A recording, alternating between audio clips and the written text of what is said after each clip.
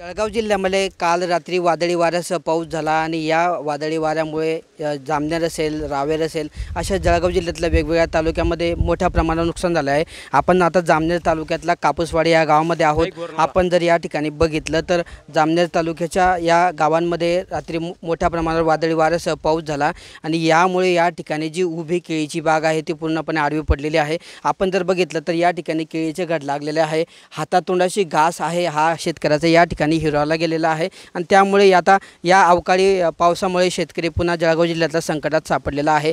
आज या ठिकाणी राज्याचे ग्रामविकास मंत्री गिरीश महाजन असतील यांच्याकडून या ठिकाणी नुकसानाची पाहणी करण्यात आलेली आहे आणि शेतकऱ्यांना या ठिकाणी धीर देण्याचा प्रयत्न करण्यात आलेला आहे। आपल्यासोबत या ठिकाणचे या केळी बागेचे शेतकरी आहेत। काय सांगशील दादा, नेमकं या केळी बागेसाठी खर्च किती आलेला आहे आणि किती नुकसान झालेलं आहे? या 2 एकरासाठी 2 लाख रुपये खर्च आलेला आहे। काल रात्री वादळी पावसामुळे पूर्ण 3 एकर बागेचं आमचं नुकसान झालेलं आहे।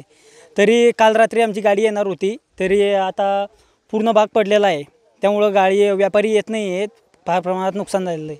ओएसिस फर्टिलिटीच्या तज्ज्ञांनी IVF उपचार पद्धतीद्वारे 1 लाखांहून अधिक जोडप्यांना मातृत्व प्राप्तीचा आनंद दिला आहे।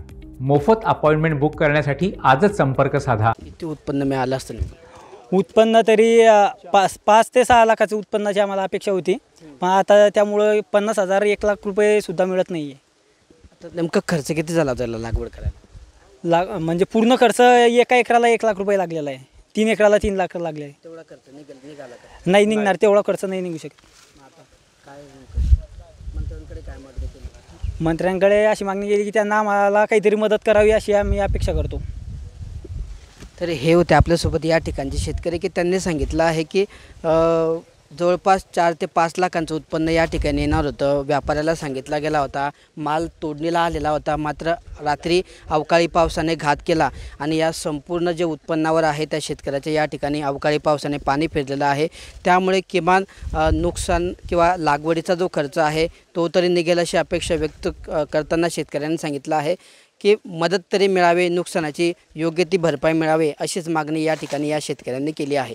किशोर पाटील, TV9 मराठी, जळगाव।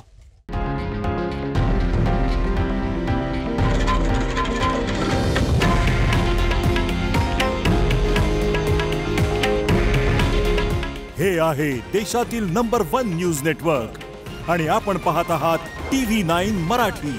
काळजी तुमची, हित महाराष्ट्राचं।